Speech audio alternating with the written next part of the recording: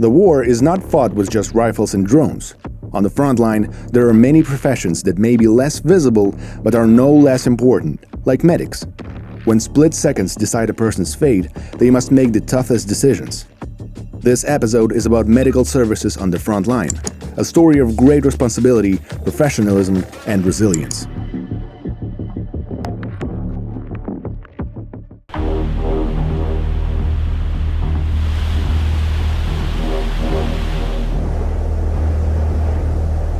This is Lugansk region area of Bakhmut, 8-7 kilometers from the front line. Here, armored vehicles bring wounded soldiers from the front line because no ambulance can go that deep. Otherwise, it's going to be destroyed immediately.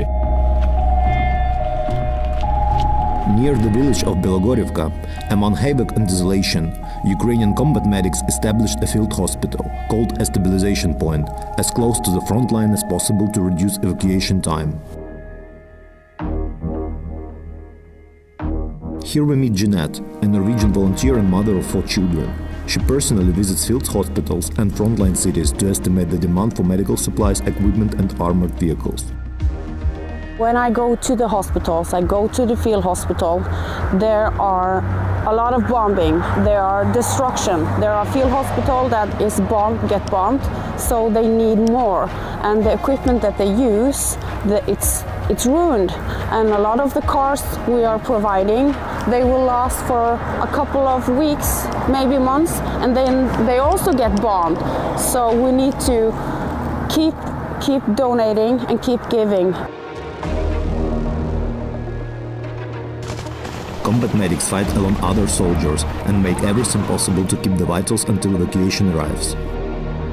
The intensity of fire is so tremendous that expensive heavily armored vehicles are just disposable here.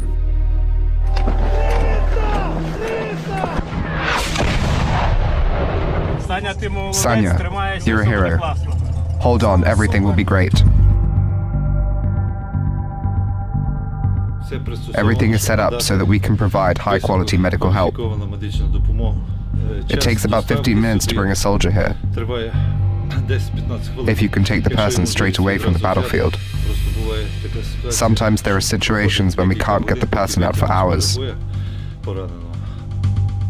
To get into war zone with the chances to come back, medics use donated M113 British armored vehicles and Ukrainian-owned produced Kozak 2. But even these juggernauts get destroyed at the rate of 2 per week.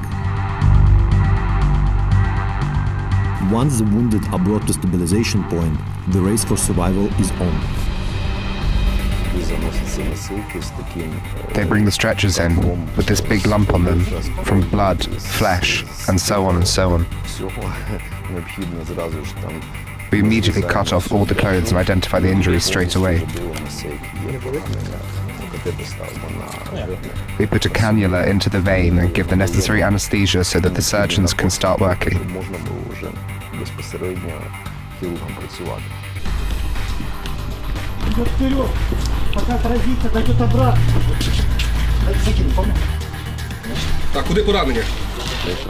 There are different types of injuries, like bullet wounds and shrapnel injuries.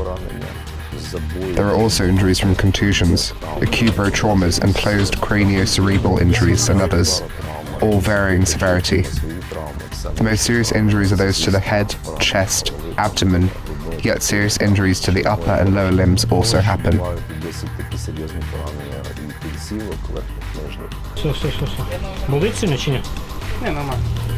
Having to deal with the death of brothers and sisters in arms daily, the Ukrainian medics have to attend to unwanted patients as well.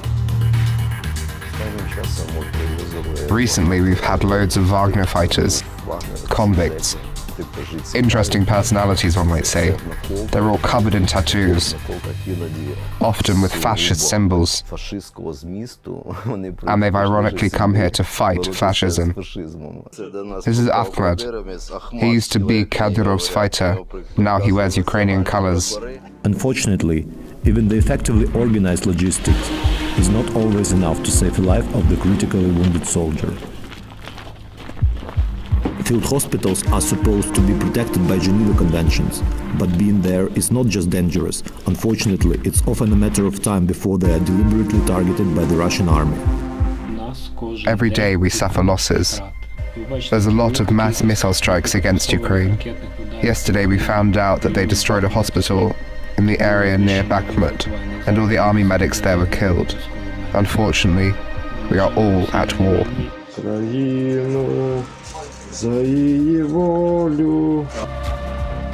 Combat medics more than anybody else face the brutality and immense amount of pain brought by war. And yet they keep saving lives daily, sacrificing their own.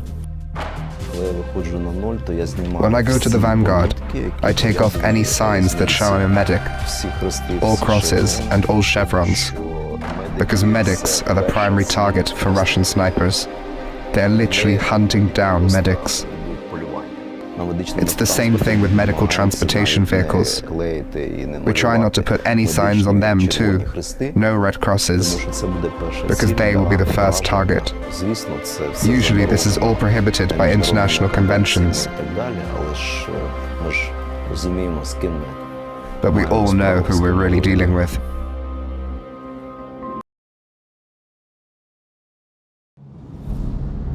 There are no atheists in foxholes, they say. Nor, perhaps, in the back of a speeding ambulance.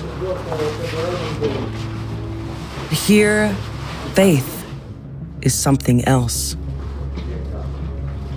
Not in God, but in each other.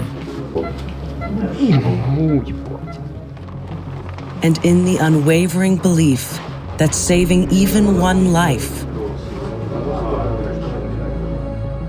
matters.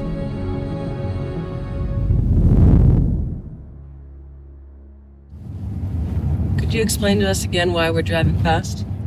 Because now we have air raid and we're expecting missiles or something, so that's why we need to be fast. Or not. Never know what is a good solution in this situation. When we arrive, the field hospital is quiet. A call comes in, and the night begins.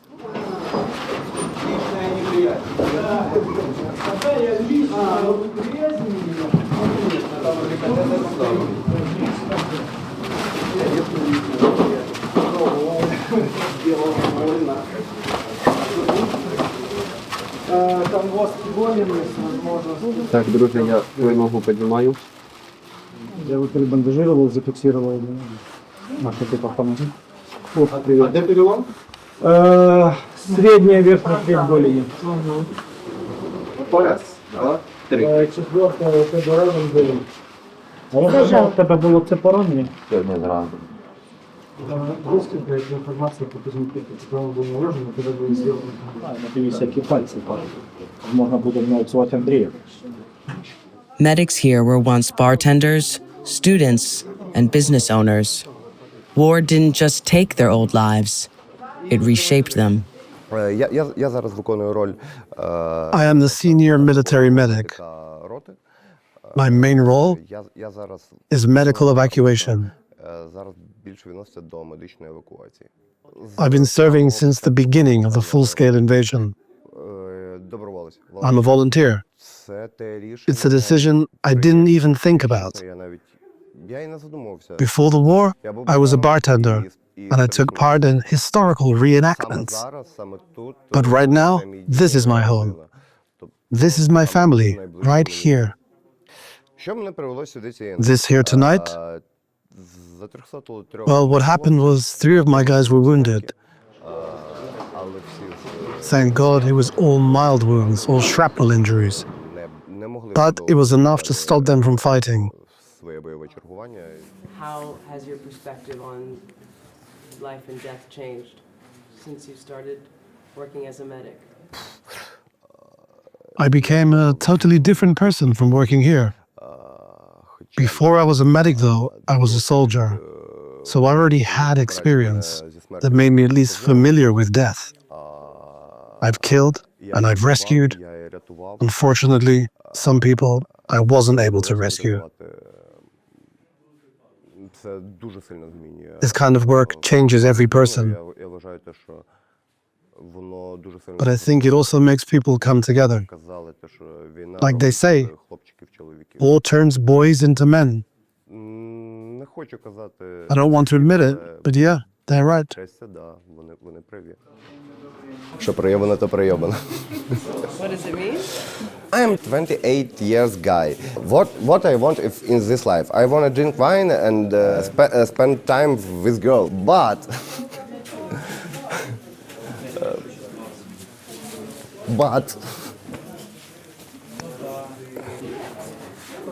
Thank you. Is there anything that maybe you want to say that I haven't asked you about?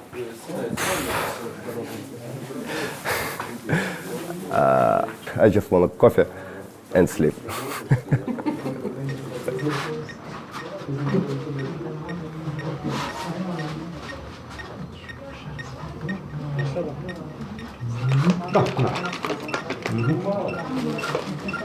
До кочок. Вам друже, в ногу тепло пішло чи ні? Ага. До себе? Там тобі зараз почистять рану, там мертві тканини, я трошки їх утоляю, сказали, що вони не гниїлися.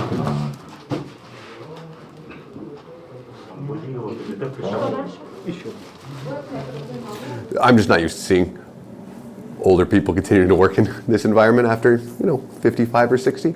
We grabbed him and I immediately started driving. So I work with a team of some Americans, a huge number of Ukrainians, some Scandinavians, some Western Europeans, kind of everywhere. But definitely after dark has been our busiest time. Why? It's safer? For? Us. Yeah, and that's just usually when patients end up being available. Why is that? As far as I have been able to tell, surveillance purposes. We've had some near misses with drones. Those stick in my mind, kind of. It's meaningful. I wouldn't say it's exhilarating. Yeah. My name is Luka. I'm from Lviv, on the west of Ukraine. In my civilian life, I have some cafes and coffee shops. Для мене це велика честь. To me, working here is something I'm really proud of. I've met some really incredible people in this brigade. Doctors, specialists, and others like me who returned to medicine later in life. Not all wounds are visible. But if there's one silver lining, it's the chance for a hot shower and a fresh uniform.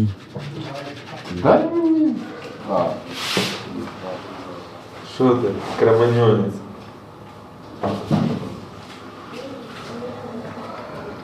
Скільки було прильотів? 200? А? 200 Що 200? за 2 дня.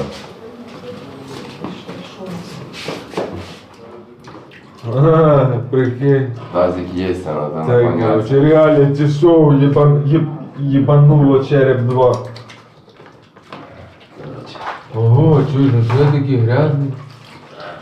Заходили чисті, так? І губу десь коцнуло. Вот здесь и полотенечко, хорошо. Поочнувся гіпс. Як же коротко. Трохи не ловили в піві голову. Дело такое, что ты можешь не знать, когда потом... А так, в цілому, Думаешь, что ты що можу сказати? Вривайтесь в третю штурмову. Відчуття не передаваємо. Взагалі, типа, не лякає вже нічого. Такі впівішки. Да, друзі, впівішки. But some don't walk through the doors. Their fight is already over.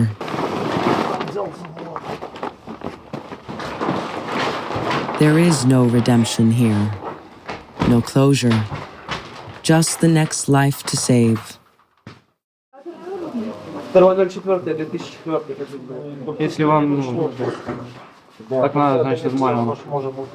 Це що у нас? Ну, перед плечем. Лево, да? Право. Право.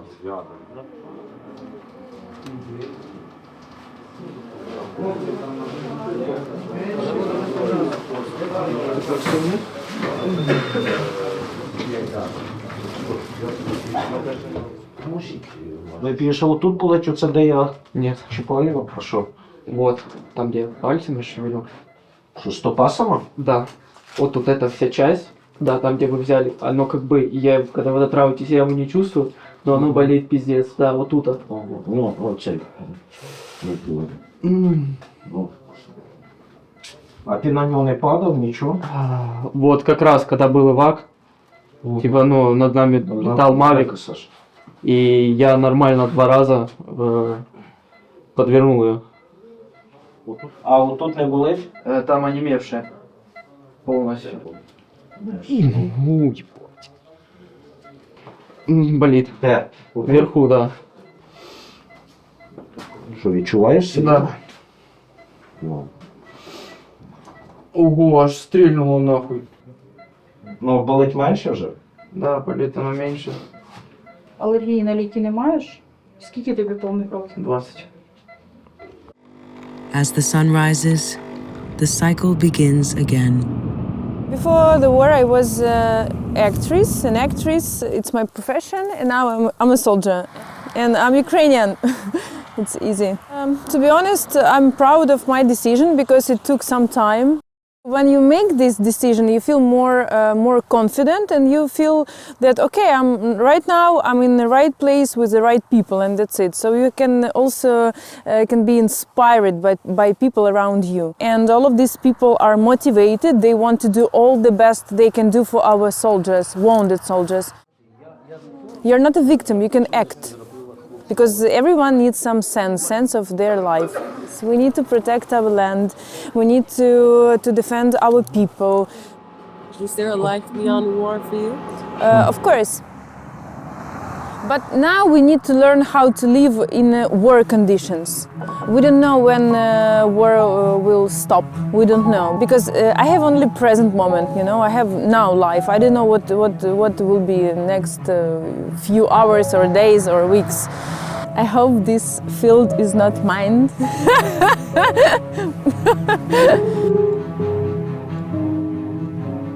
What do you think unites all Ukrainians? I think dignity. I really believe that we are people with these strong feelings of dignity. We like freedom, and we deserve to live in an independent country, independent state. We did a lot, and not only our generation. A lot of generation Ukrainians before, how they build, create, fight for our freedom. So that's why we deserve it.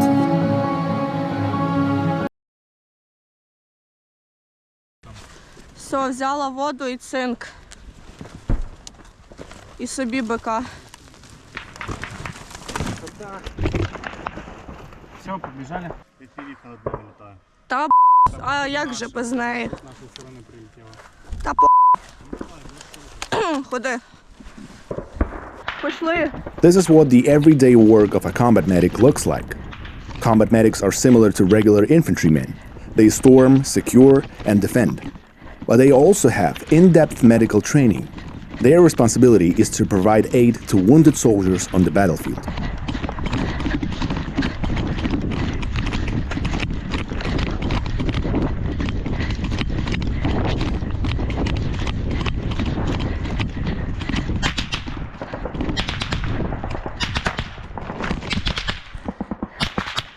Це я.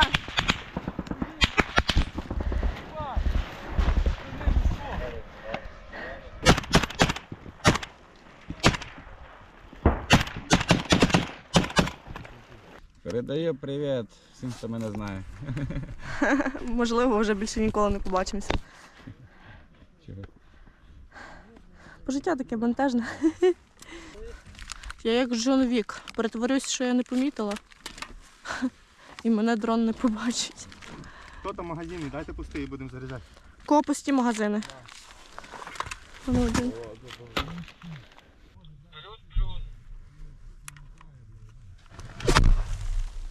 Всі цілі.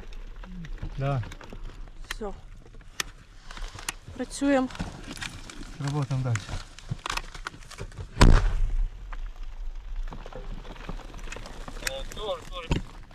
Ще один жарко-жарко.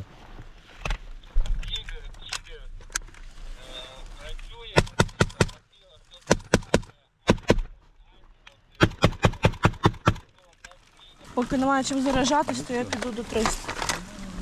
Братуха, не треба сюди дивитися. Дивись туди, пожалуйста.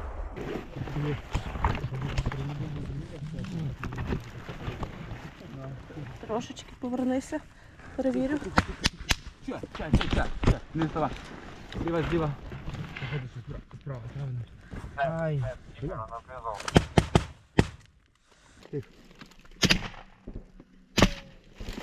О, хорош.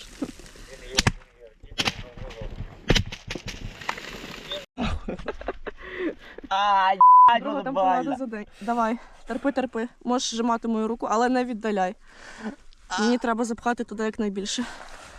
Та все, куди? Все. Все, зажми, хай воно. Нормально, так.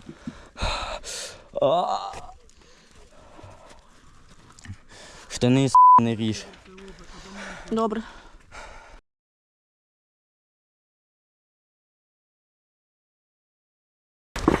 Треба десь місце, щоб я його оглянула. Бо він не хоче ноги перев'язати, але в нього ноги Давай, роби. Аль-Каїда 300. Аль-Каїда 300 жовтий. Блін, тут великий. Ні, не можна так пускати. Ти попустив і кров потекла. Бачиш? Це я йому повішу. Слабый. Не вылазь. Присядь, все. Мы их почуем, они будут стрелять, кидать гранаты, идти, блядь. Не надо высот. Посмотрел вниз, все, не стой. Не торчи, блядь. Жертва для снайпера, блядь. Мама Люба чекає тебе, все буде добре. Як звати твого тата? Я не знаю, що звати. Як тата звати? Аль-Каїда. Володя? Володя. Мама Люба і Володя. Все добре. Не трогай, будь ласка, пальцем. Не трогай, все.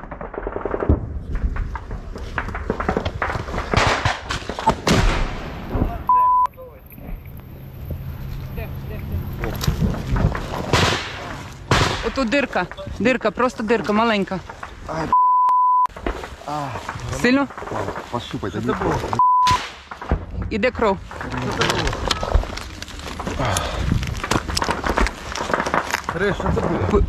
Чекай. Не знімай. Розпігну. Я її розріжу. Юрта, я грунт. Юрта, я грунт движет. Є. Давай.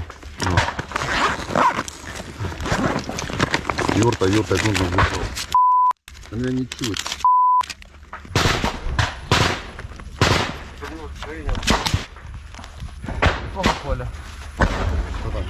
Ну там дирочка маленька, але вона трошки тече. Я не знаю, тут не перев'язати не вдасться мені. Просто наклеїла. Це наші, ні? Ні. Та.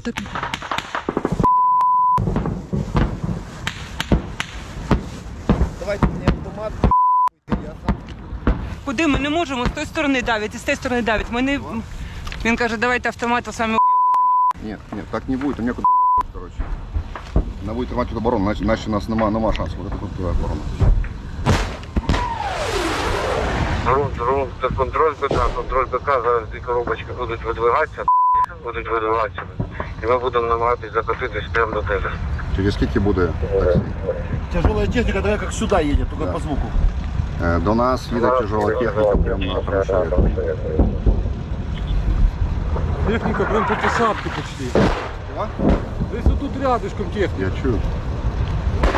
Юрта, я техніка на нас відламає, як прийом. Я его вижу. А тешка у нас є? У хлопців, там АТшка є, у хлопців. А тешку давай сюди. У хлопців. Давай.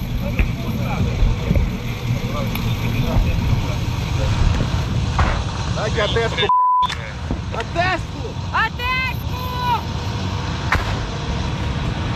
Лягай. Танчик, ложись, блядь. Ми в оточенні, по нас танками.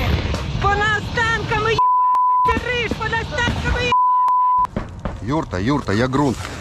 Поз нас приїхало 4 танки, з ним стрілялися, вони, блядь, проїхали далі на Железку, як прийняв. Ні, мужики, ви без мене підете, я залишаю. Ні, це не серйозно. Ми тебе понесемо. Підійду, а ви не понесете. Як там Аль-Каїда? Нормально. Юрта, я ґрунт на зв'язок. Я не вийду, Макс. Не вийдеш? Ми тебе винесемо. Значить так, кулемет бросаем. Автомат я тот заберу, короче. Мне надо чего-то стрелять. Ты тащишь этого самого. Ты тащишь Аль-Каиду двумя руками. Все. Рыж берет его автомат, короче.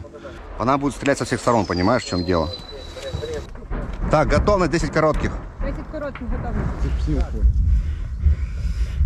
Все, возьми его, как бы он не кричал, короче, тащишь его, блядь, за руки держишь. Все. Чуешь, не бросаешь. Я понял.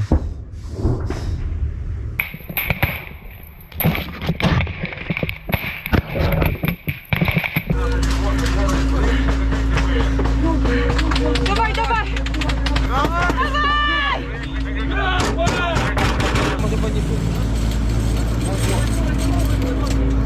Стой, стой, Нога! стоп, стоп. Тихо, тихо, тихо. Да.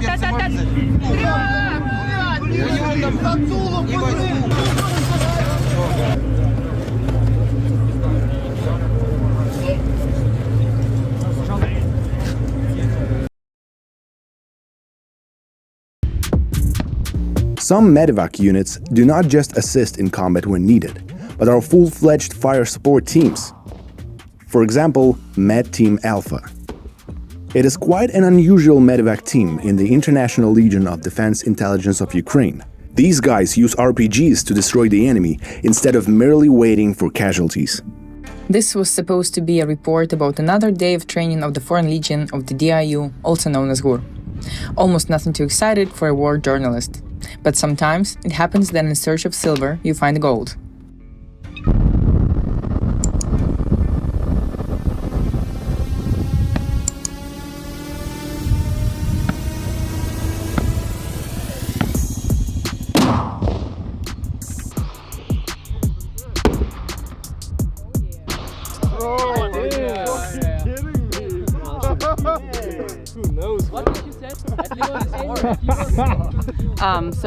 Just during our time here, we stumbled upon the craziest medevac unit. It's called Med Team Alpha, and now they're practicing the RPG shots from their quad. The point is that they don't want to waste their time while waiting for casualties. They want to kill Russians. So that's what they're learning to do.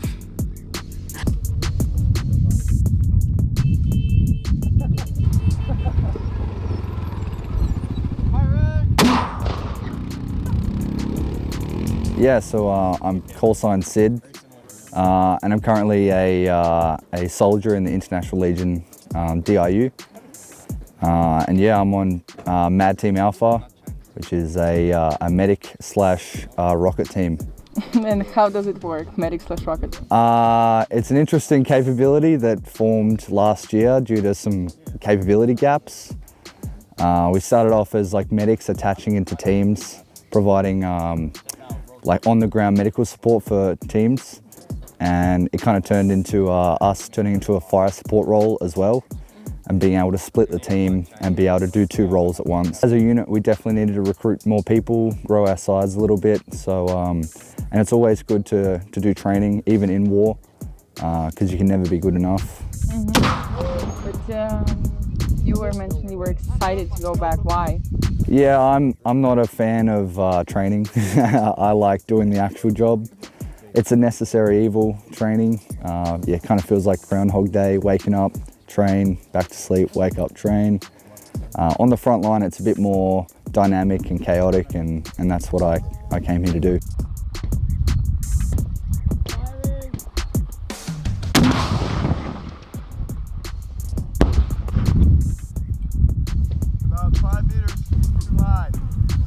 David, don't put it on the ground. The problem is the round is not getting in.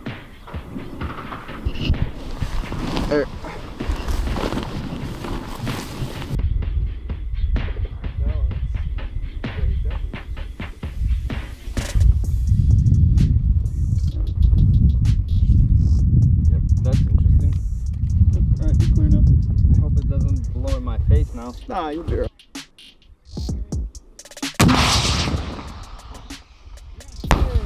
There you go. That wasn't Nailed it, right? You nailed it. Let's go.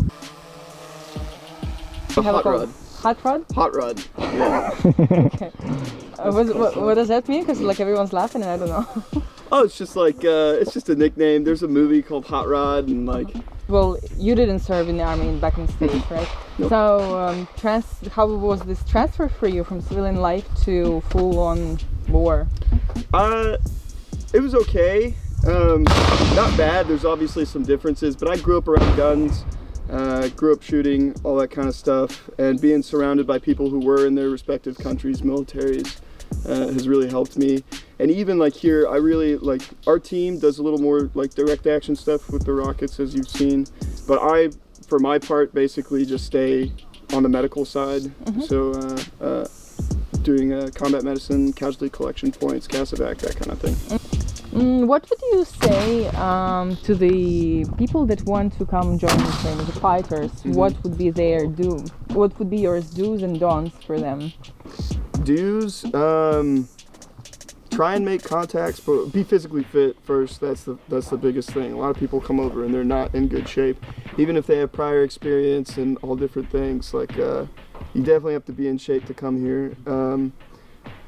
If you don't have prior military background, have some sort of skill that you can use. So either go get trained in medicine, go to EMT or paramedic or whatever you do in your respective country. Learn how to use drones, take TCCC courses, all that kind of thing. Yeah. Don'ts? Don't come out of here.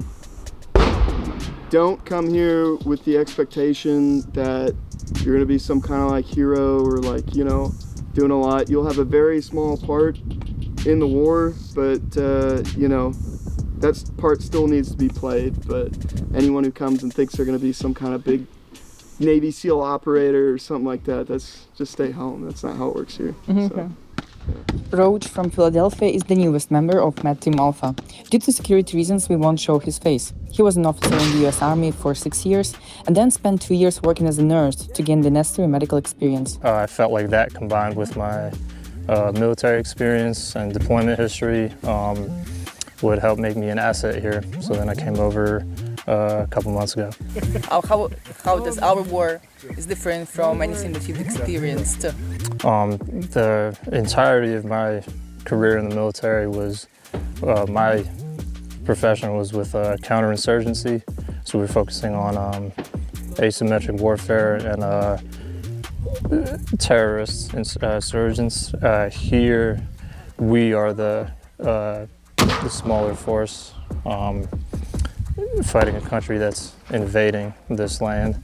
So the level of armament and the volume of actual firepower and manpower being employed on both the fronts is 10 or 12 times the magnitude of anything any American war on terror veteran would have seen.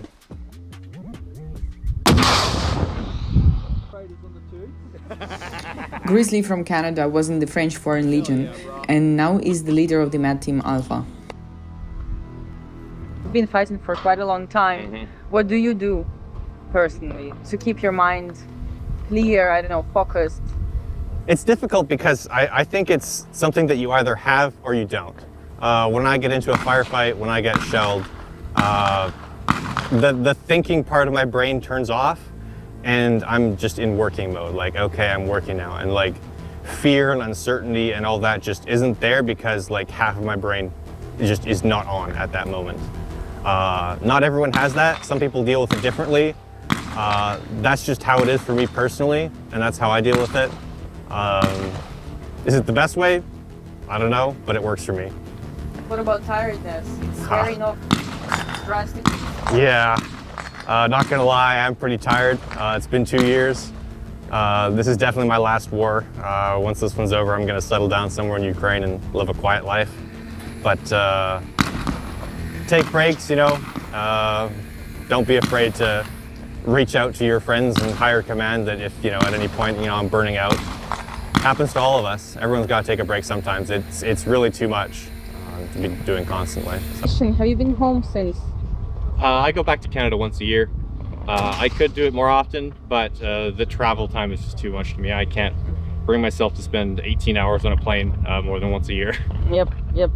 What is how does it feel coming back home, like to the peaceful Canada, from war-torn Ukraine? It's weird. Obviously, in a lot of ways, I feel more at home here in Ukraine. Just with the people who life is an everyday struggle out here because there's the war. I go back to Canada and people, they have complaints and stuff, but to me, a lot of the things that people complain about in the West are really irrelevant in the grand scheme of things. You're not being bombed, your life isn't being threatened every single day. And it's just a bit weird to adjust to that because that is how it should be. That is how life should be. You should not have to wake up every day and fear bombardments, but it is what it is.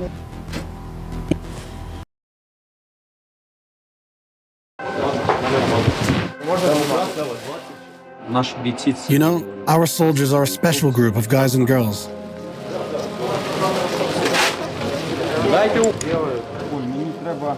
And unfortunately, some of them come back. Sometimes 2 or even 3 times.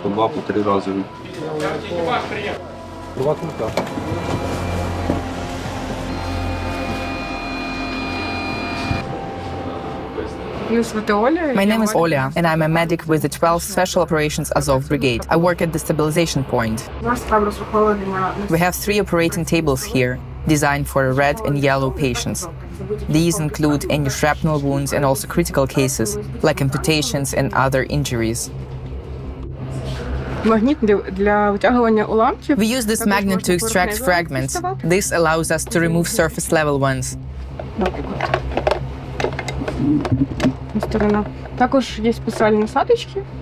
We also have special attachments, narrow and wide, which can help to extract smaller fragments that are stuck in deep tissue. Ось можемо підтягувати, наприклад, якісь дрібні осколки з глибоких м'язів. We also have blood supplies. Honestly, this is something we are very proud of because blood saves lives. Yesterday, we all donated blood. We had a critically wounded fighter, and after stabilizing him, we went together to donate blood for him. It was 1 a.m., but this was a matter of life and death. So the decision was made quickly, and we went. One time, one of our recon soldiers was in a severe shock. He wasn't talking or responding to pain. After receiving just 1 unit of blood, he started to speak and respond. This was probably in March, and I recently saw this guy again. He came by our stabilization point with someone, and I was like, I remember you. During our brief tour, medics receive a message that a successful evacuation has taken place, and soon, one by one, the operating tables are filled with wounded soldiers.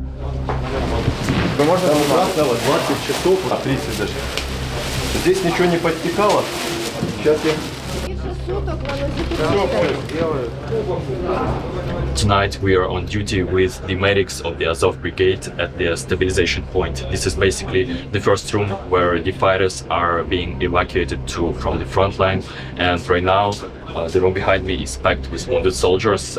This stabilization point receives fighters from Torez area and from CPR. And just for you to understand, one of the soldiers had his tourniquet on his leg for more than 30 hours because of how difficult it is to evacuate fighters from the front line at the moment. So I guess it says it all.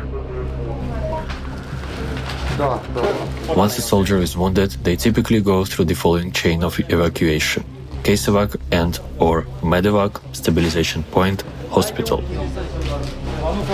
In this chain, the purpose of this particular place is to stabilize the patient's vital functions for further evacuation to the next stage. As you may have noticed, medics categorize fighters by color according to the severity of their injuries: green, yellow, red.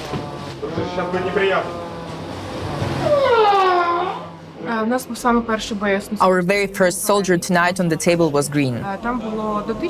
It was a glancing wound to the buttock and he could move on his own. He wasn't really bothered by anything, just a mild headache. The second soldier on the first table was light yellow. He had shrapnel injuries to his limbs, but was also stable. There was also a leg injury, which meant he couldn't move independently. There was a fracture.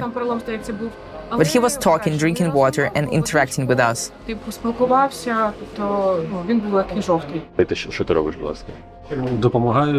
I'm helping him to write to his loved ones to say everything's okay. Everything's okay. Just some gas exposure. But the main thing is, I'm all right. Sending love. The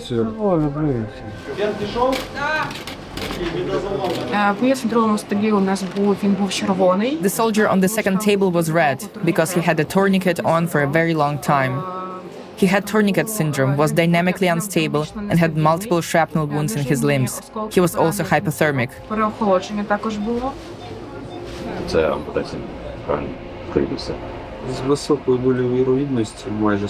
With a high degree of probability, nearly 100% yes. The next step is to perform all the diagnostic procedures, and then the medical team will make the final decision on whether to amputate. The soldier on the third table initially appeared green. No obvious injuries were visible. After examining him and conducting an ultrasound, we discovered internal organ damage, moving him closer to the red category, even though you wouldn't know it by looking at him. When I arrived, FPVs were hitting our position, dropping bombs, and then gas was dropped on us too.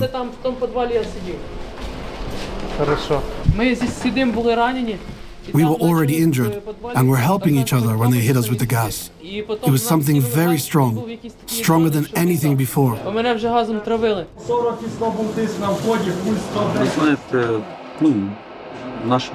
You know, our soldiers are a special group of guys and girls.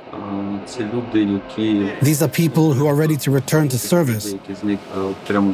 Some of them right from here, and unfortunately, some of them come back, sometimes 2 or even 3 times. The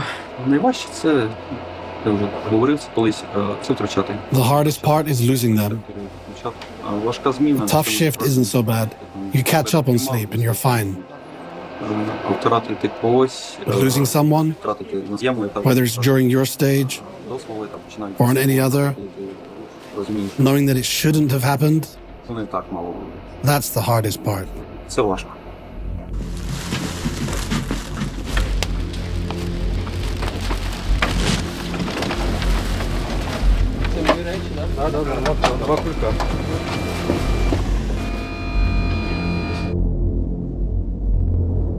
My call sign is Ever. I'm the commander of the medical unit of the 2nd Detachment of the International Legion, under the Defense Intelligence of Ukraine.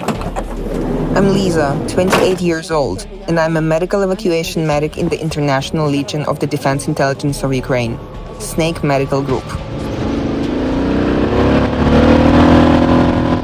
It's Danny, and I am driver of the medical evacuation from the field. So it's case-evac, medevac, ATVs, boats, and a lot of stuff that is moving. We split our unit into different segments. It's one big group, but within it, there are people who handle medevac, some do casevac, others go directly into the field to retrieve the wounded from the line of contact.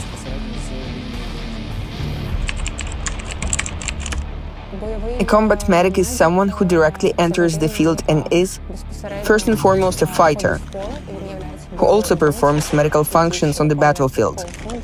Ideally, before a wounded person reaches us in medevac, they're being treated by a combat medic, someone who can both fight and repel an attack, and also give aid. The DIU units face very specific, complex missions. I think that's no secret. Right now, we have personnel capable of entering the field, providing aid, evacuating the wounded or KIA by themselves. That allows the assault units to finish their mission. storm the target, hold it, set up ambushes, etc.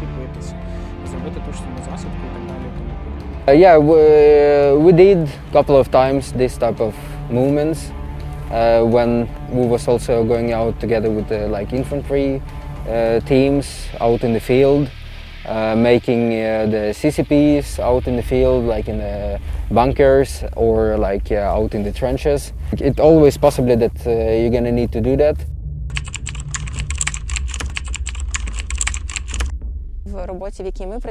In this line of work, you constantly have to look for memorable or warm moments.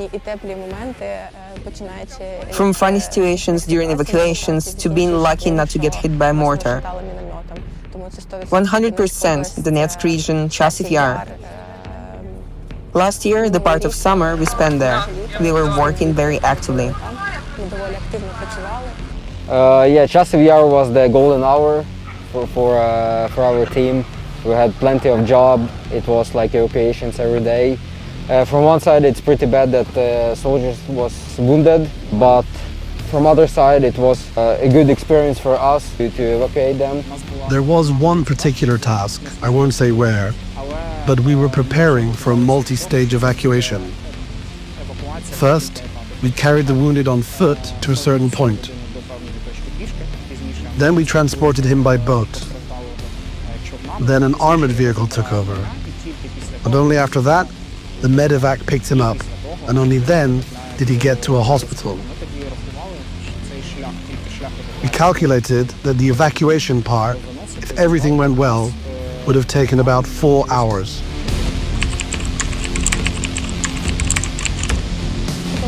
When we reached our previous location, we ran into remote mining and an overwhelming number of FPV drones and drone-dropped explosives, all at once. Every time you didn't know what to react to first. In the direction we're currently working, we know that an evacuation takes at least 3 to 4 hours under the best conditions. In the worst case, a wounded person might stay in the area for 1, 2, even 3 days.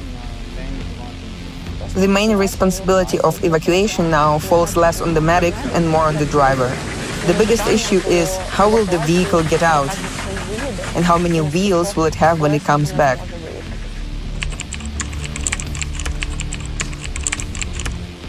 Yes, it's kind of dangerous because everyone is trying to hunt you down. When we're doing after action review or report, then we realize that something like that, a lot of stuff could go wrong, and then you're sitting and thinking, oh yeah, I was pretty lucky that nothing happened. My drivers know that if they go out on an evacuation, they will 100% hit mines. That's already normal for us. That's why now they use fully armored vehicles. For example, about 6 months ago, we evacuated soldiers from a neighboring unit with this particular car. The vehicle had just turned onto the road, hit about 10 mines on the way in and 4 or 5 more on the way out. But it held, got the people out. And all because of proper planning and analysis of the battlefield.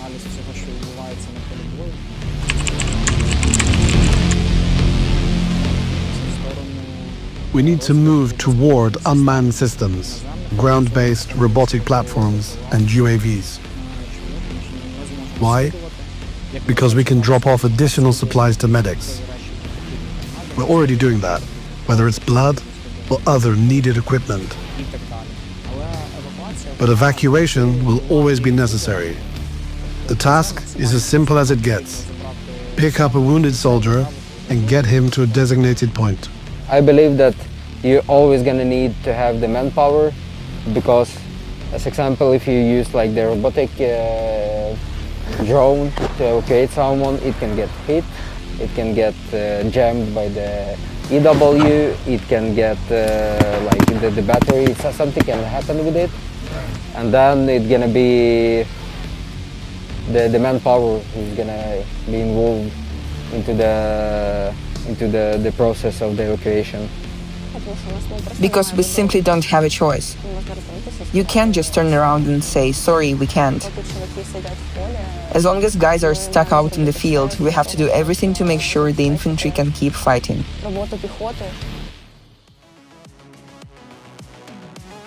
Military medics are the guardian angels of the battlefield. Their work goes beyond treating wounds. It's a desperate fight for every soldier's life. Their service is a true act of heroism that deserves our respect.